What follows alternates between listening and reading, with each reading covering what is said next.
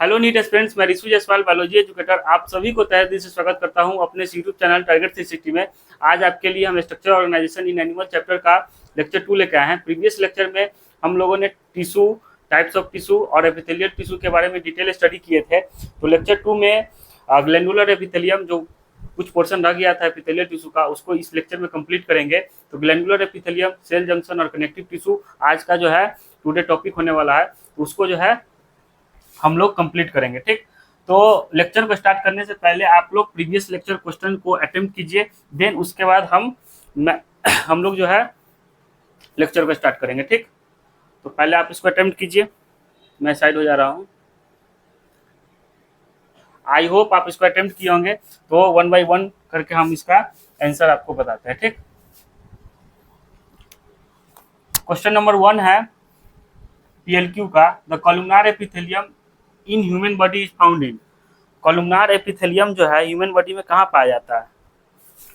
Number 1 lungs, option A lungs, option B kidney, option C fallopian tube, option D stomach. जैसा कि हम आपको बताए थे कि लंग्स में जो है स्क्वाइमस एपिथेलियम पाया जाता है लंग्स के एल्वुलाई में, तो ये तो नहीं होगा। किडनी की बात करें तो किडनी के नेफ्रॉन जो होता है, नेफ्रॉन में ट्यूबुलर पार्ट ऑफ नेफ्रॉन में क्यूबॉइडल एपिथेलियम पाया जाता है, तो बी भी नहीं होगा। फैलोपियन ट्यूब की बात करें तो फैलोपियन ट्यूब भी नहीं होगा। इसलिए नहीं होगा क्योंकि ये कॉलमनार एपिथेलियम है। कॉलमनार एपिथेलियम विद सिलिया रहता तो ऑप्शन सी इसका आंसर जाता, लेकिन यहाँ कॉलमनार एपिथेलियम विद सिलिया का कहीं कोई जिक्र नहीं है, तो इसलिए फैलोपियन ट्यूब भी नहीं होगा। तो ऑप्शन डी स्टोमक होगा। ठीक, तो जैसा कि हम आपको बताए थे कॉलमनार एपिथेलियम जो है स्टोमक एंड इंटेस्टाइन में पाया जाता है। ठीक, क्वेश्चन नंबर 2 की बात करें, the endothelium of blood vessels is made up of simple, यानी कि ब्लड वेसल्स का इंडोथेलियम क्या चीज से मिलकर बना हुआ है? Simple cuboidal epithelium, simple squamous epithelium, simple columnar epithelium और simple non ciliated columnar epithelium. तो आप इसको क्या टिक किए हैं? तो क्यूबॉइडल एपिथेलियम तो नहीं होगा। ब्लड वेसल्स के इंडोथेलियम में स्क्वायमस एपिथेलियम पाया जाता है। ठीक, तो प्रीवियस लेक्चर में इसको हम डिटेल में आपको हम बताए थे। Lining of body cavities, ducts and tubes are made up of. तो जो लाइनिंग होता है बॉडी कैविटीज का, डक्ट्स का और ट्यूब्स का, ये क्या चीज से मिलकर बना हुआ होता है? ठीक, ऑप्शन ए कंपाउंड एपिथेलियम, नहीं, कंपाउंड का तो कोई जिक्र नहीं होगा लाइनिंग ऑफ बॉडी कैविटीज में। कंपाउंड एपिथेलियम मेनली जो है प्रोटेक्शन प्रोवाइड करता है, जैसा कि आपको हम बताए थे। ऑप्शन बी ट्रांजिशनल एपिथेलियम, नहीं, transitional epithelium is the types of compound epithelium, तो ट्रांजिशनल एपिथेलियम भी नहीं होगा, सिंपल एपिथेलियम होगा। लाइनिंग ऑफ बॉडी कैविटीज में सिंपल एपिथेलियम पाया जाता है। Keratinized epithelium, it is the types of compound epithelium, तो ऑप्शन नंबर डी भी नहीं होगा, तो C is the correct answer question number 3 का। 4 की बात करें तो in humans compound squamous epithelium is found इन। ठीक, तो compound squamous epithelium is found इन, पहले आप इस वर्ड को अंडरलाइन कीजिए, कंपाउंड स्क्वायमस एपिथेलियम, ना कि सिंपल स्क्वायमस एपिथेलियम है। यहाँ वर्ड है कंपाउंड स्क्वायमस एपिथेलियम। तो कंपाउंड स्क्वायमस एपिथेलियम स्टोमक में पाया जाता है, नहीं, इंटेस्टाइन में नहीं, स्टोमक और इंटेस्टाइन में ये सिंपल कॉलमनार एपिथेलियम जो है स्टोमक और इंटेस्टाइन में पाया जाता है। जैसा क्वेश्चन नंबर 1 में देखे थे, तो स्टोमक और इंटेस्टाइन तो कहीं से नहीं होगा। ब्लड वेसल्स नहीं, स्क्वायमस एपिथेलियम होता तो ब्लड वेसल्स होता। यहाँ सिंपल स्क्वायमस एपिथेलियम होता है, यह सिर्फ वर्ड सिंपल होता तो option number C is the correct answer होता, लेकिन यहाँ सिंपल नहीं है, कंपाउंड है, तो इसलिए फायरनिक्स इसका आंसर होगा। जैसा कि आपको हम बताए थे प्रीवियस लेक्चर में कंपाउंड स्क्वायमस एपिथेलियम के बारे में, तो फायरनिक्स में ये पाया जाता है। ठीक, क्वेश्चन नंबर 5 की बात करें, the ciliated epithelium cells are required to move particles और mucus in a specific direction in humans, this cilia are mainly present in. तो ये जो सिलिया जो है मेनली कहाँ प्रेजेंट होता है? जो एक स्पेसिफिक डायरेक्शन में पार्टिकल्स और म्यूकस को मूव कराता है, तो वो फैलोपियन ट्यूब और ब्रोंक्यूल्स, जैसा कि आपको हम बताए थे। तो fallopian tube option A, pancreatic duct नहीं, फैलोपियन ट्यूब सही है लेकिन पैनक्रियाटिक डक्ट भी है, तो इसका आंसर ए नहीं होगा। B fallopian tube and salivary ducts नहीं, ब्रोंक्यूल्स एंड फैलोपियन ट्यूब, तो C is the correct answer. D bile duct and bronchioles नहीं। ठीक, तो आई होप आप इस 5 क्वेश्चन को अटेम्प्ट किए होंगे। आप जो है आपका कितना स्कोर हुआ है 5 में से, आप इसका आप अपना स्कोर जो है कमेंट बॉक्स में रिप्लाई जरूर कीजिएगा, ठीक। इससे हमको पता चलेगा कि आप जो है कितना जो है रिवीजन करके आते हैं और कितने क्वेश्चन अटेम्प्ट करते हैं और कैसा आपका जो है स्कोर होता है, ठीक। ये प्रीवियस लेक्चर क्वेश्चन का लाने का मेन पर्पस ये है, इस क्वेश्चन के थ्रू आपका प्रीवियस लेक्चर का रिवीजन भी हो जाएगा और साथ साथ प्रैक्टिस भी हो जाएगा, ठीक। चलिए तो लेक्चर को स्टार्ट करते हैं। आज का लेक्चर, आज का गोल क्या होने वाला है आज के लेक्चर में, तो उसको देखते हैं।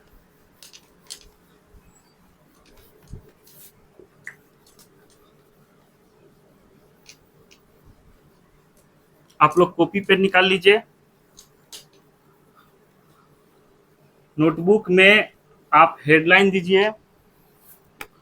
पहले टुडे टॉपिक की बात करें कि आज हम लोग क्या पढ़ने वाले हैं। चैप्टर का नाम है स्ट्रक्चरल ऑर्गेनाइजेशन इन एनिमल्स, लेक्चर 2। टुडे टॉपिक की बात करें तो कुछ पोर्शन जैसा कि आपको हम बताए थे, ग्लैंडुलर एपिथेलियम रह गया था, उसको कंप्लीट करेंगे। ग्लैंडुलर एपिथेलियम, फिर उसके बाद नेक्स्ट हम लोग जो है सेल जंक्शन के बारे में डिटेल स्टडी करेंगे। तो सेल जंक्शन एंड देन हम लोग कनेक्टिव टिश्यू को स्टार्ट करेंगे, ठीक। कनेक्टिव टिश्यू, तो आप अब हेडलाइन दीजिए ग्लैंडुलर एपिथेलियम। लेक्चर को स्टार्ट कर रहे हैं, आप मेरे साथ साथ नोट्स लिखिएगा, ठीक। नोट्स के लिए अलग से समय नहीं दीजिएगा, आपको हम बार बार जो है लेक्चर के दौरान बोलते हैं इस बात को। तो ग्लैंडुलर एपिथेलियम,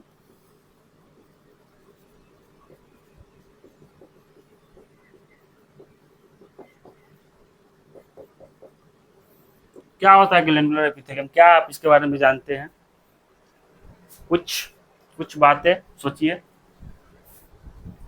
तो ग्लैंडुलर एपिथेलियम के बारे में बात करें तो ये कहीं ना कहीं आपको जो हम बताए थे प्रीवियस लेक्चर में, क्यूबॉइडल एपिथेलियम और कॉलमनार एपिथेलियम का ये जो है मॉडिफाई फॉर्म है ग्लैंडुलर एपिथेलियम, ठीक।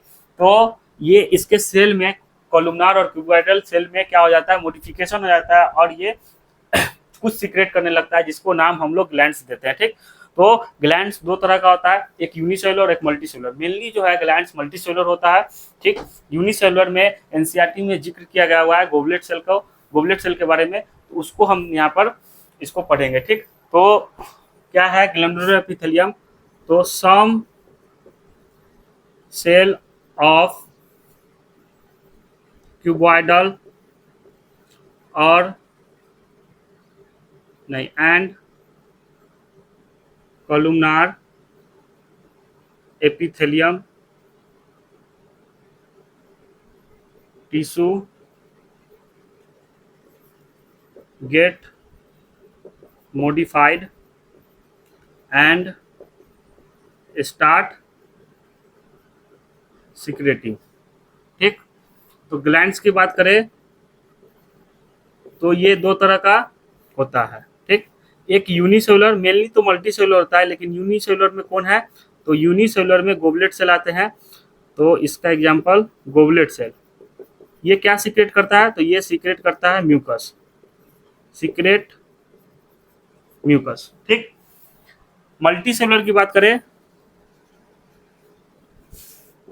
मल्टी सेलुलर का एग्जांपल है सैलिवरी ग्लैंड, ठीक।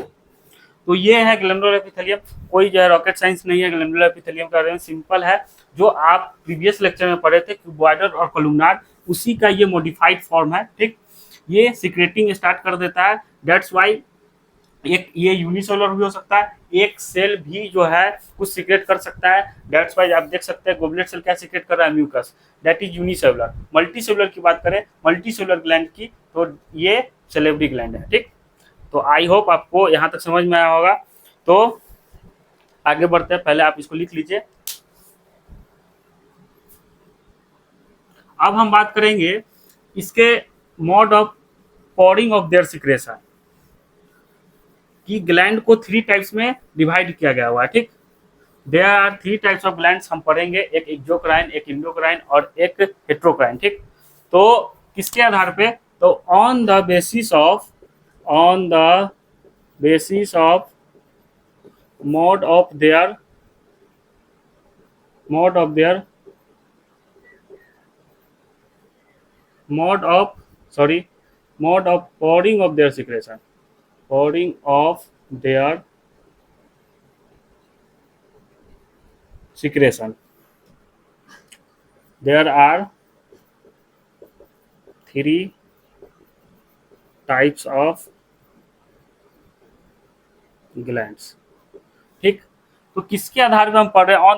On the base of glands, जो भी मतलब कि सीक्रेट करता है वो कैसे करता है, डक्ट्स के थ्रू करता है या विथआउट डक्ट्स करता है, तो उसके आधार पे हम लोग ये बाहर कैसे फेंक रहा है। ठीक, जो भी ये सिंथेसिस कर रहा है तो ये बाहर कैसे फेंक रहा है, तो डक्ट्स के थ्रू फेंक रहा है या विथआउट डक्ट्स फेंक रहा है, उसके आधार पे हम लोग इसको क्या किए हैं, ग्लैंड्स को थ्री टाइप्स में डिवाइड किए। तो on the basis of mode of pouring of their secretion there are three types of glands.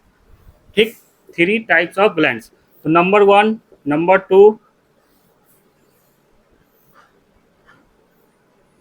And number 3। तो पहले आप एक्सोक्राइन लिखिए। First one is exocrine, second one is endocrine gland and third one is heterocrine gland.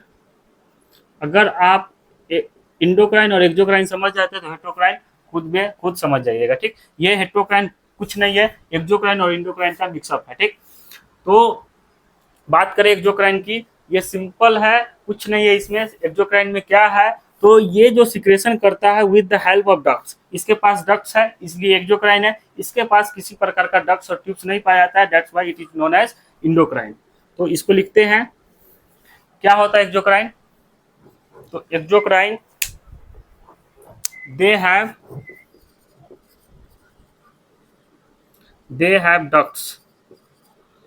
Have ducts और tubes. ठीक, endocrine के पास किसी प्रकार का कोई डक्ट्स और ट्यूब्स नहीं होता। ठीक, तो they do not have ducts और ट्यूब्स। ये मेनली क्या सीक्रेट करता है, तो मिल्क, डाइजेस्टिव जूसेस, म्यूकस, ये सब जो है डक्ट्स के थ्रू सीक्रेट आउट होता है। तो इसको लिखते हैं, exocrine gland secrete milk, digestive juices,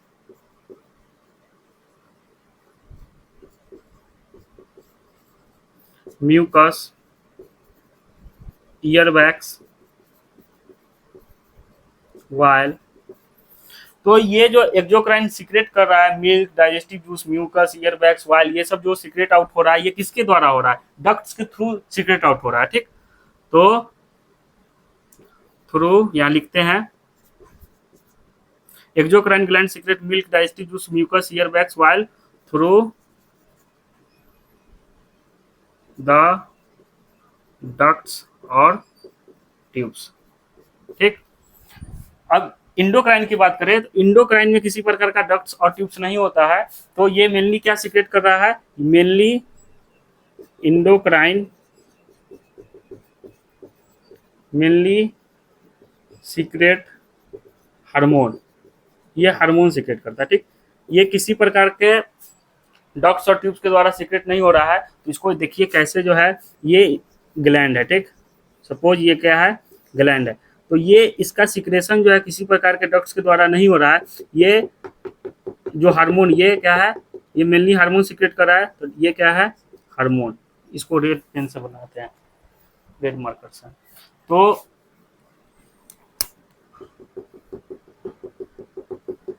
ये है हार्मोन। ये जो हार्मोन जो ये सीक्रेट आउट करता है, ये किसी प्रकार के डक्ट्स के द्वारा नहीं कर रहा है। तो ये ब्लड वेसल से टारगेट ऑर्गन के पास चला जाता है। ठीक, तो ये ब्लड वेसल्स के थ्रू टारगेट ऑर्गन के पास चला जाता है। ठीक, एक्सोक्राइन की बात करें तो एक्सोक्राइन में डक्ट्स होते हैं, तो ये कुछ इस प्रकार का है। ये देखिए, ये है डक्ट। ये जो सीक्रेट आउट कर रहा है, डाइजेस्टिव जूस हो गया या मिल्क हो गया, ये क्या है? डक्ट। इसके पास डक्ट्स और ट्यूब्स है। और ये क्या है? ग्लैंड। ये भी जो भी सीक्रेट आउट कर रहा है इस डक्ट्स के थ्रू सीक्रेट आउट कर रहा है। ठीक, तो हेट्रोक्राइन कुछ नहीं है, हेट्रोक्राइन इस दोनों का मिक्सअप है। ठीक, तो हेट्रोक्राइन के बारे में लिखते हैं। ये क्या है? Exocrine plus endocrine. क्या है एक्सोक्राइन इंडोक्राइन? तो आप इसको एग्जांपल से समझिए कि पेनक्रियाज है। तो पेनक्रियाज जो है ये हार्मोन भी सीक्रेट करता है और पेनक्रिएटिक जूस भी सीक्रेट करता है। तो पेनक्रिएटिक जूस जो सीक्रेट आउट हो रहा है ये with the help of ducts हो रहा है। ठीक, तो with the help of ducts यानी कि ये क्या है? एक्सोक्राइन जैसा है। और ये हार्मोन भी सीक्रेट करता है, आपको पता हो, जैसे कि इंसुलिन और ग्लूकागोन हार्मोन जो है पेनक्रियाज सीक्रेट करता है। तो ये इंडोक्राइन यानी कि इसके पास किसी प्रकार का डक्ट्स नहीं होता है। तो ये एक्सोक्राइन और इंडोक्राइन दोनों की तरफ बिहेव कर रहा है। That's why it is known as the heterocrine. ठीक, तो यहाँ पर पेनक्रियाज, पेनक्रिएटिक जूस और हार्मोन सीक्रेट आउट कर रहा है। तो पेनक्रिएटिक जूस जो है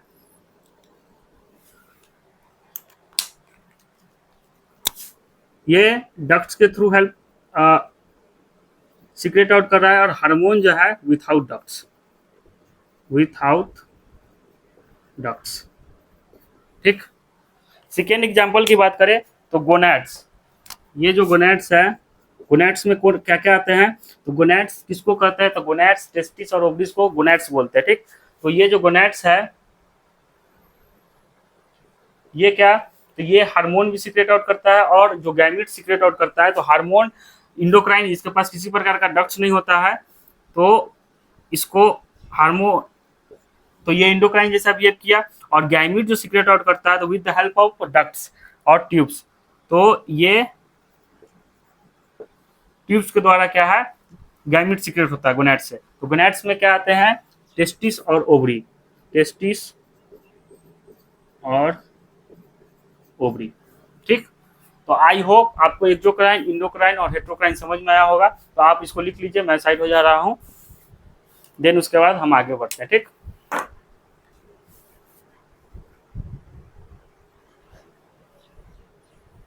आई होप आप इसको लिख लिए होंगे। आप वीडियो पॉज करके लिख लीजिएगा। ठीक,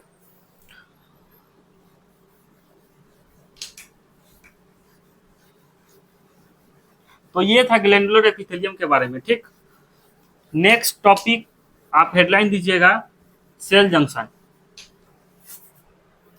सेल जंक्शन। तो सेल जंक्शन क्या होता है? तो cell junction it is the point of between two contact cell, यानी कि दो सेल आपस के कंटेक्ट के पॉइंट, जो पॉइंट होता है उस पॉइंट को क्या बोलते हैं? सेल जंक्शन बोलते हैं। ठीक, इसको लिखते हैं, it is a point of contact between two cells. ठीक, तो सेल जंक्शन तीन टाइप्स का होता है। ठीक, first one is gap junction, second one is tight junction and third one is adhering junction. तो there are three types of cell junction. तो इसको लिखिए, there are three types of cell junction. Number one, number two and third one. तो आप लोग number one में क्या लिखिए? Gap junction. दूसरे में tight junction and third one is adhering junction.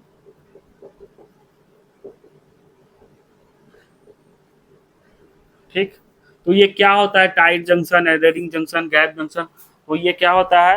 तो बताते हैं आपको। गैप जंक्शन की बात करें तो ये फैसिलेट करता है क्या? Facilitate the cell to communicate with each other, to communicate with each other. Rapid transfer of ions,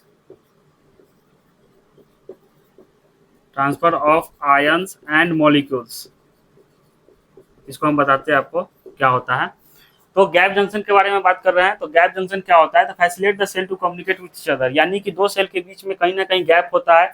एक चीज दो मतलब एक सब्सटेंस दूसरे सब्सटेंस जैसे आयंस और स्मॉल मॉलिक्यूल्स का एक सेल से दूसरे सेल में आदान प्रदान होता है। ठीक, ये इसको दे दिया, दूसरा सेल इसको दे दिया, तो कहीं ना कहीं इसके बीच में क्या है? गैप है। नाम से ही पता चल रहा है गैप जंक्शन, यानी कि facilitate the cell to communicate with each other. ठीक, और rapid transfer of ions and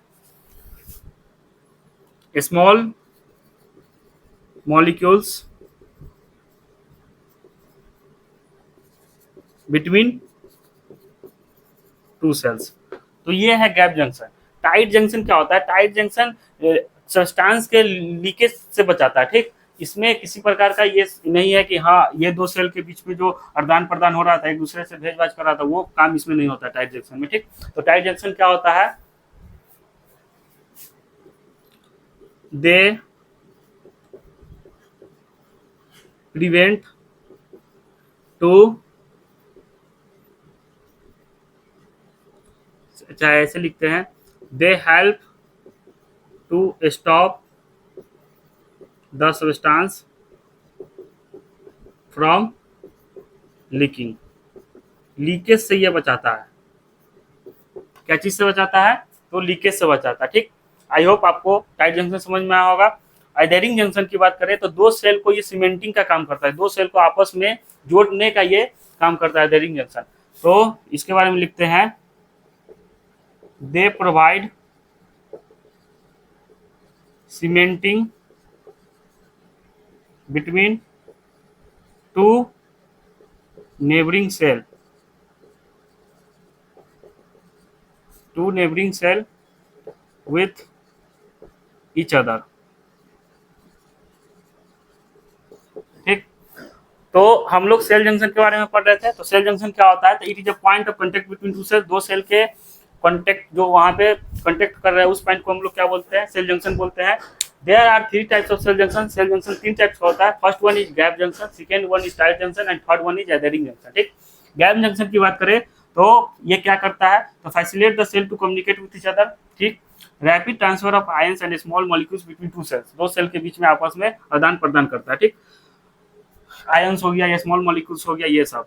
tight junction की बात करें तो they help to stop the substance from leaking, substance को लीकेज से ये क्या करता है? बचाता है। ठीक, और एडेरिंग जंक्शन की बात करें तो they provide cementing between two neighbouring cell with each other, दो सेल को आपस में जोड़ने का, सीमेंटिंग करने का काम कौन करता है? तो एडेरिंग जंक्शन। तो ये जो है सेल जंक्शन के बारे में था। आई होप आपको यहाँ तक क्रिस्टल क्लियर होगा। तो इसको हम इरेज कर रहे हैं, पहले आप इसको लिख लीजिए, मैं साइड हो जाता हूँ। ठीक,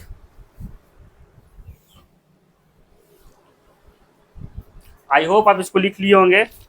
तो इरेज करते हैं और हम अपने नेक्स्ट टॉपिक की तरफ आगे बढ़ते हैं, जो नेक्स्ट टॉपिक है कनेक्टिव टिश्यू। तो आप लोग अब हेडलाइन दीजिए, connective tissue. Next topic is connective tissue.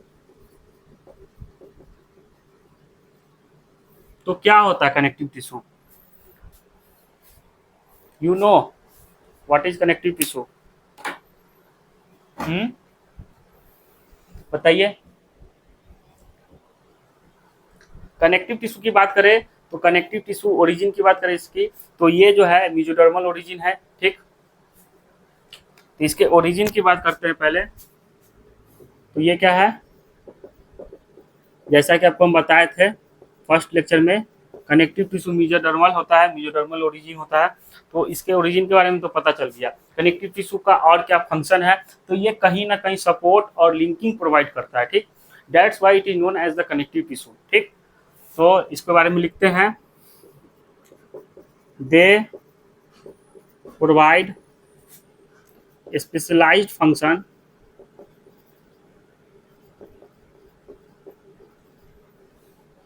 they provide specialized function supporting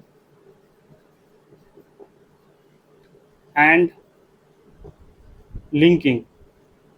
That's why it is known as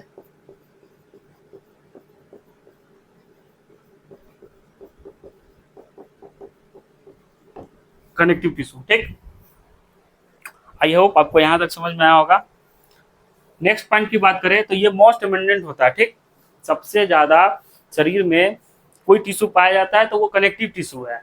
जैसे आप समझ लीजिए बोन्स है, इसके अंदर क्या क्या आता है, तो बोन्स आता है, ब्लड्स आता है, कार्टिलेज आता है, तो ये मोस्ट अबंडेंट है। ठीक, तो इसके बारे में लिखिए नेक्स्ट पॉइंट। तो they are found most abundant in human body। ठीक, they are found most abundant in human body, ये सबसे ज्यादा मात्रा में यही पाया जाता है। इसके अंदर क्या क्या आते हैं, तो इसके अंदर दे इंक्लूडेड या इट कंटेन्स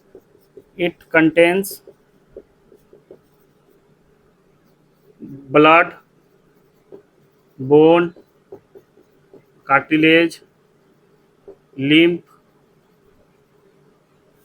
ये सब इसके अंदर आता है। ठीक, इसके टिश्यू क्या जो सेल सीक्रेट करते हैं, दैट्स वाई फाइबर। तो इसको लिखते हैं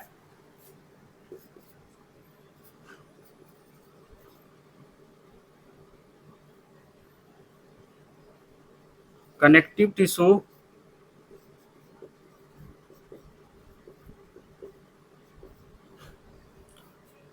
टिश्यू सेल सीक्रेट फाइबर्स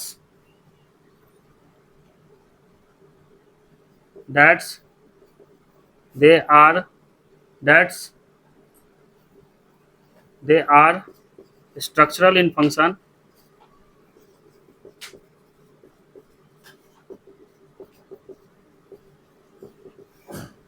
कौन, तो ये फाइबर्स सीक्रेट करता है। ठीक, फाइबर्स की बात करें तो कौन कौन सा फाइबर्स, तो कोलाजेन, इलास्टिक, इलास्टिन, ठीक, सॉरी इलास्टिक। तो हम लोग कनेक्टिव टिश्यू के बारे में पढ़ रहे थे। ठीक, कनेक्टिव टिश्यू के में क्या देखे हम लोग, ओरिजिन क्या है, मेसोडर्मल है। They provide specialised function supporting and linking, that's why it is known as connective tissue. They are found most abundant in human body, ये सबसे ज्यादा मात्रा में कनेक्टिव टिश्यू ही पाया जाता है। ठीक, it contains blood, bone, cartilage और lymph. Connective tissue cell secrete fibres that they are structure in function collagen और इलास्टिक। ठीक, क्या है, कोलेजन और इलास्टिक। ये क्या करता है, तो ये कोलाजन और elastic provide elasticity, supporting provide करता है। ठीक, ये मेनली क्या होता है, वेस्कुलर होता है। जैसे कि एपिथेलियल टिश्यू क्या था, ए वेस्कुलर था, लेकिन कनेक्टिव टिश्यू क्या है, वेस्कुलर है। तो इसको लिखते हैं they are mainly avascular except cartilage, cartilage को छोड़ के ये सॉरी वेस्कुलर होता है, sorry they are mainly vascular except cartilage. तो जैसा कि एपिथेलियल टिश्यू के बारे में जब आपको हम बता रहे थे लेक्चर 1 में, उस दौरान आपको हम बताए थे कि एपिथेलियल टिश्यू क्या होता है, एवेस्कुलर होता है। ठीक, तो वो अपना न्यूट्रिशन कैसे गेन कर रहा था वो भी आपको हम एक डायग्राम के द्वारा आपको हम बताए थे। आई होप आप उसको रिकॉल कर रहे होंगे, रिकॉल कर पा रहे होंगे। दे आर मेनली वेस्कुलर, लेकिन कनेक्टिव टिश्यू क्या है, मेनली क्या है, वेस्कुलर है और कार्टिलेज को छोड़कर। ठीक, तो आई होप आपको यहाँ तक समझ में आया होगा। आप इसको नोट डाउन कीजिए।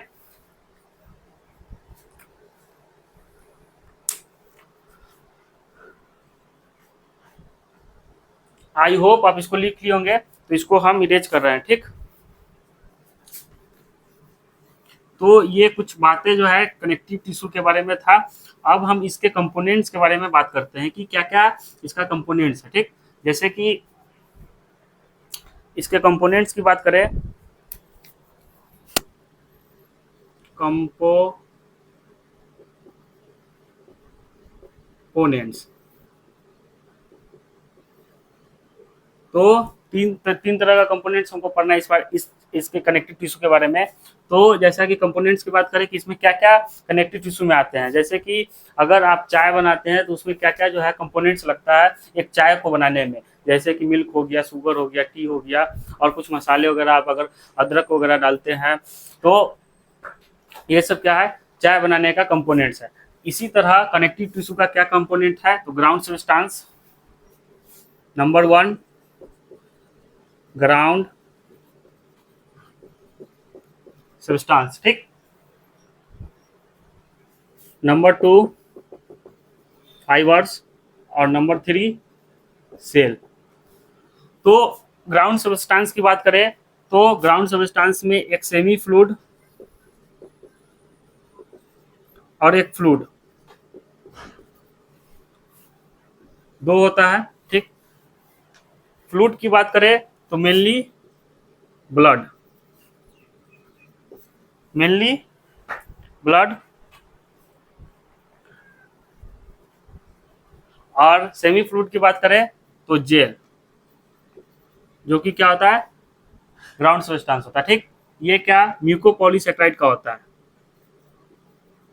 म्यूकोपॉलीसेक्राइड का होता है। ठीक, फाइबर्स की बात करें तो there are 3 types of fibres, there are 3 types of fibres.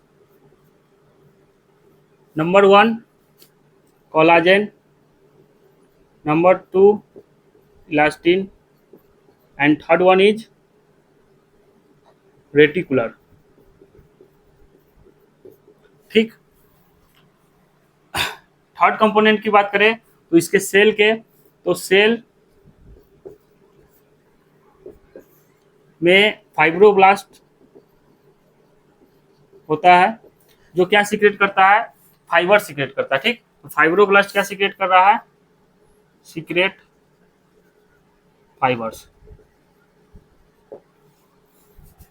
Number 2 इसके पास मस्ट सेल होते हैं, नंबर 2 ने ए बी कर देते हैं, ए बी। इसके दूसरे कंपोनेंट की बात करें सेल की, तो मस्ट सेल इसके पास होता है कनेक्टिव टिश्यू के पास। तो कनेक्टिव टिश्यू के मस्ट सेल क्या सीक्रेट आउट करता है, हिस्टामिन, हिपैरिन और सेरोटोनिन। ठीक, तो ये क्या सीक्रेट आउट कर रहा है मस्ट सेल, तो secret number 1, number 2, number 3। First one is ये हिस्टामिन सीक्रेट करता है। ठीक, जो हिस्टामिन क्या कर रहा है, वैसो डायलेटर का काम करता है। ठीक, ये वैसो डायलेटर का काम करता है। वैसो डायलेटर के बारे में आपको हम बता दें क्या होता है, तो जो ये वेसल्स होता है, ये जो वेसल्स है, ठीक, हिस्टामिन सीक्रेट आउट होने के बाद इसके वेसल्स का साइज क्या होता है, इंक्रीज हो जाता है, इसका रेडियस क्या हो जाएगा, इंक्रीज हो जाएगा। ये इसका आप देखिए, ये पहले इतना छोटा था, अब ये डायलेट होके इतना बड़ा हो गया। तो वैसो डायलेटर हिस्टामिन कुछ नहीं करता है, वैसो डायलेट का वर्क करता है। ठीक, तो नंबर 2 बात करें, histamine, serotonin and third one is heparin. तो मस्ट सेल ये 3 सीक्रेट करते हैं, हिस्टामिन, सेरोटोनिन और हिपैरिन। हिपैरिन और सेरोटोनिन क्या कर रहा है, तो ये सेरोटोनिन वैसो कंस्ट्रिक्टर का काम करता है, वैसो कंस्ट्रिक्टर का काम करता है। ठीक, यानी कि जो ये वैसो हिस्टामिन वैसो डायलेटर का जो काम कर रहा था, ये जैसे कि ये जो बड़ा है, जो बड़े ब्लड वेसल्स है, या इस जो इसका नॉर्मल साइज है ब्लड वेसल्स का, उसको क्या करेगा, कंस्ट्रिक्ट कर देगा, यानी कि छोटा कर देगा। ठीक, तो इसके ब्लड वेसल्स का रेडियस को क्या कर रहा है, छोटा कर दे रहा है। ठीक, तो ये है सेरोटोनिन और ये है हिस्टामिन। हिपैरिन की बात करें तो हिपैरिन एंटीकोगुलेंट जैसा वर्क करता है, एंटी कोगुलेंट। ठीक, इसको लिख देते हैं इस पेन से।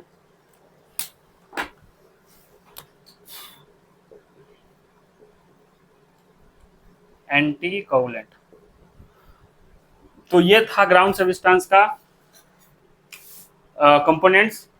तो first one is ground substance semi fluid gel, जो कि म्यूकोपॉलीसेकेराइड्स होता है, और फ्लूइड जो चिपचिपा सा होगा। और फ्लूइड की बात करें तो ब्लड। फाइबर्स की बात करें तो कोलाजन, इलास्टिन और reticular, they are 3 types of fibres. और then third one is cell. Fibroblast क्या सीक्रेट कर रहा है? फाइबर्स। मस्ट सेल क्या सीक्रेट कर रहा है? हिस्टामिन, सेरोटोनिन और हिपैरिन। वैसो डायलेटर और वैसो कंस्ट्रिक्टर और एंटीकोगुलेंट।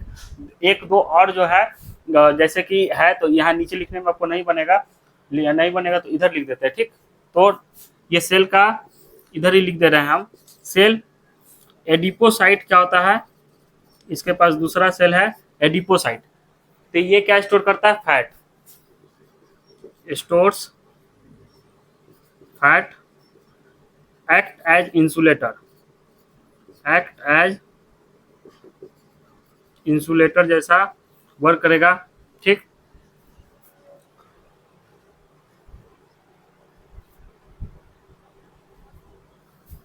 पॉइंट डी की बात करें तो हिस्टियोसाइट। हिस्टियोसाइट सेल। एक और सेल की बात करें तो एक इसके पास हिस्टियोसाइट सेल होता है। ठीक, हिस्टियोसाइट सेल क्या करता है? ये मैक्रोफेज जैसा काम करता है, यानी कि माइक्रोब्स को इनगल्फ करने में हेल्प करता है। ठीक, तो हिस्टियोसाइट के बारे में लिखे तो एक्ट एज मैक्रोफेज। ये मैक्रोफेज का काम करता है, यानी कि दे इनगल्फ द माइक्रोब्स, यानी कि बाहर के कीटाणुओं से ये लड़ने का काम करता है। ये मैक्रोफेज इसको इनगल्फ कर लेता है। कोई भी अगर वायरस, बैक्टीरिया वगैरह जो भी माइक्रोब्स आपके अंदर बॉडी के अंदर प्रवेश कर जा रहा है किसी कारणवश, तो हिस्टियोसाइट क्या कर रहा है? उसको मैक्रोफेज जैसा वर्क कर रहा है। ठीक, तो हिस्टियोसाइट मैक्रोफेज जैसा एक्ट कर रहा है, तो दे इनगल्फ मैक्रोफेज। तो ये था कंपोनेंट, आप इसको नोट डाउन करिए। देन उसके बाद हम आगे बढ़ते हैं।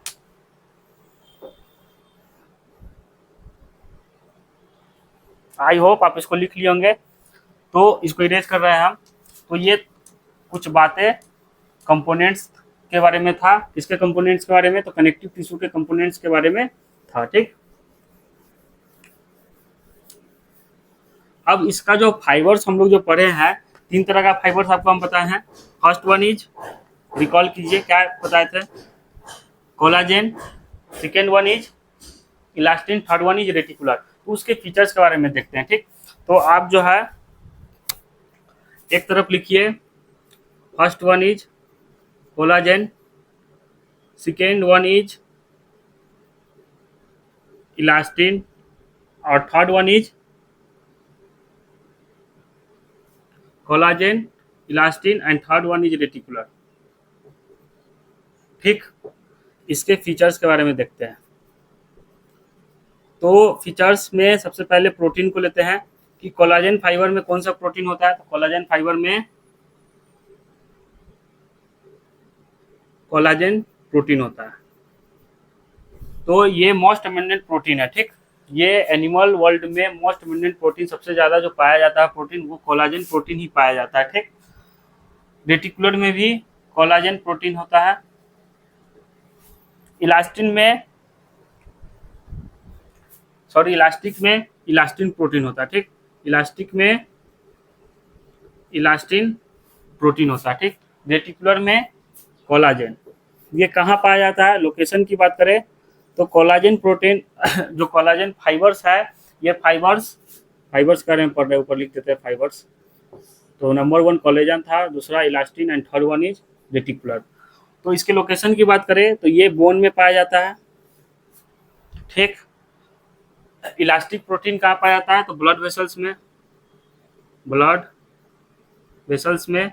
और रेटिकुलर प्रोटीन कहाँ पाया जाता है? तो लंग्स एंड स्प्लीन में। ठीक, ये था लोकेशन के बारे में, लंग्स नहीं, लीवर। तो ये था कनेक्टिव टिश्यू के प्रोटीन, लोकेशन। इसके अक्रेंस के बारे में जानते हैं। तो ये जो है बंडल फॉर्म में अकर होता है कोलाजन फाइबर्स, इलास्टिन और रेटिकुलर सिंगल। ठीक, ये तना तना सा होता है, ये सिंगल और ये भी सिंगल। ठीक, इसके इलास्टिसिटी के बारे में बात करें, ये इसके फीचर्स का 1 2 3 पॉइंट, फोर्थ पॉइंट की बात करें इसके इलास्टिसिटी की, तो कोलाजन फाइबर क्या होता है, नॉन इलास्टिक होता है।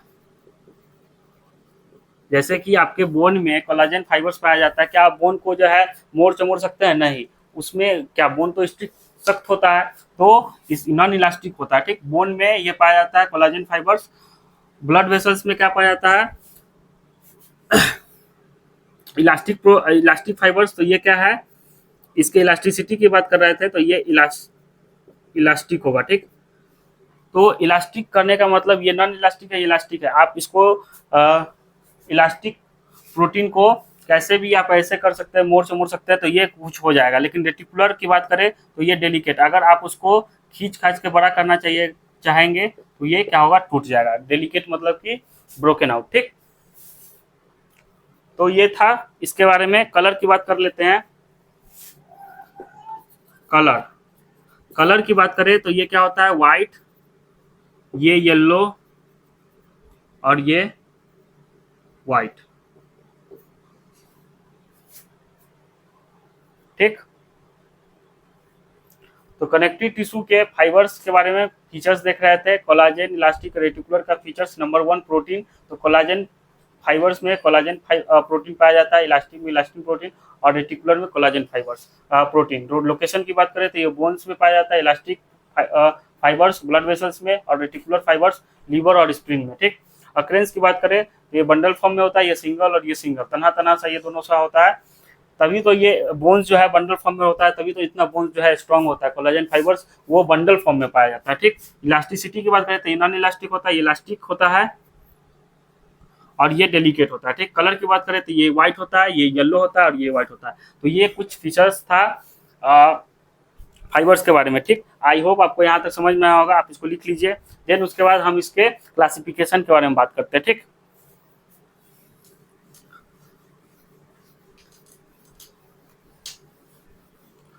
Next topic is classification.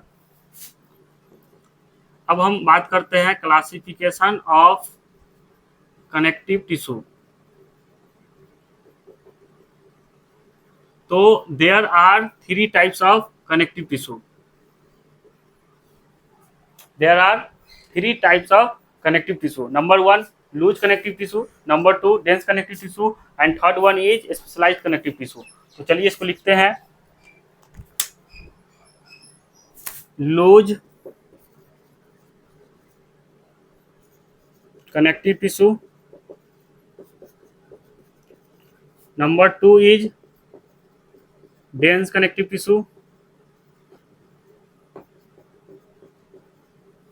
and third one is specialized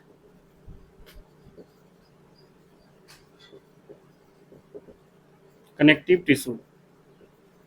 ठीक, लूज कनेक्टिव टिश्यू के बारे में बात करें तो ये 2 तरह का होता है। ये कितने तरह का होता है, 2 तरह का। First one is एडियोलर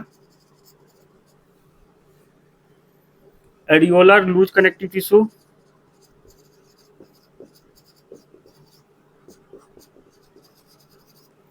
and number 2 is adipose. Dense connective tissue के बारे में बात करें तो एक होता है regular and number 2 is irregular. ठीक, स्पेशलाइज्ड कनेक्टिव टिश्यू के बारे में बात करें तो ये नंबर 1 बोन, ब्लड और कार्टिलेज। तो ये 3 तरह का स्पेशलाइज्ड कनेक्टिव टिश्यू है, 1 2 3। तो ये है classification of connective tissue. There are 3 types of connective tissue. यहाँ लिख देते हैं, यहाँ नहीं लिखा है, तो ये होता है दे आर 3 टाइप्स।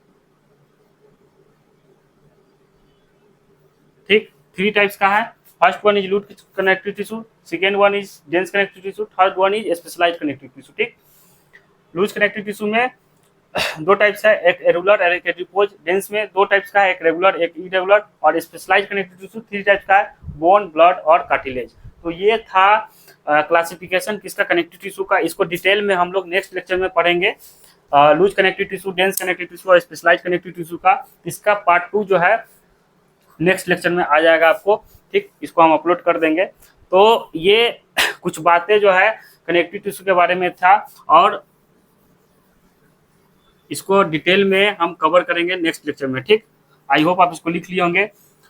तो आज का लेक्चर यहीं तक रहेगा। ठीक, अब हम आपको कुछ बातें जो है बताना था उसके बारे में बता दे कि आपका जो है क्वेश्चन प्रैक्टिस सेशन जो है हम ला रहे हैं, मैं ला रहा हूं क्या, क्वेश्चन प्रैक्टिस सेशन।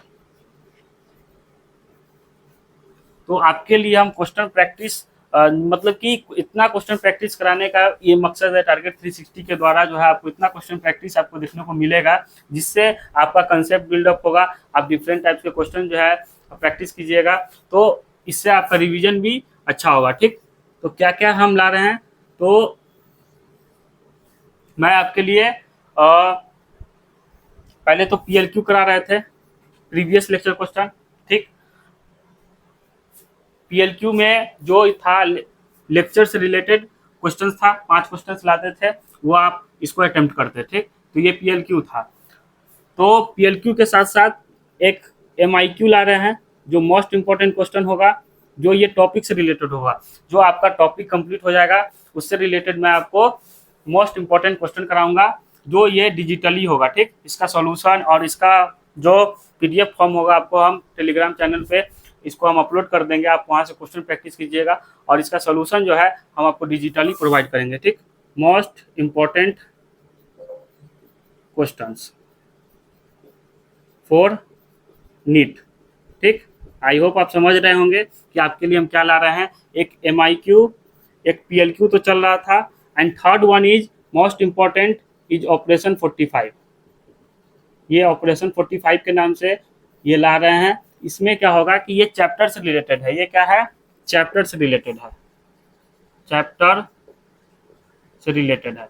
जब आपका चैप्टर कंप्लीट हो जाएगा, देन उसके बाद हम जो है 45 क्वेश्चन का, 45 क्वेश्चन का बेहतरीन जो है क्वेश्चन सीरीज लाएंगे ऑपरेशन 45 के नाम से। इसमें सारे क्वेश्चन आपको देखने को मिलेगा, जैसे कि statement based question, assertion reason, मतलब कि बेस्ट से बेस्ट क्वेश्चन हम इसमें कोशिश करेंगे कि ऑपरेशन 45 के अंदर डालें, जिससे आपका यदि आप ऑपरेशन 45 सीरीज को करते हैं तो आपका क्वेश्चन अच्छा प्रैक्टिस हो जाएगा चैप्टर से रिलेटेड। ठीक, जैसे कि हम लोग बायोलॉजिकल क्लासिफिकेशन को कंप्लीट कर लिए हैं, तो संडे को ऑपरेशन 45 बायोलॉजिकल क्लासिफिकेशन का हम अपलोड कर देंगे, और इसका भी आप पहले अटेम्प्ट कीजिएगा, देन उसके बाद हम इसका सोल्यूशन भी आपको साथ में अपलोड कर देंगे। ठीक, यही टारगेट 360 के चैनल पे।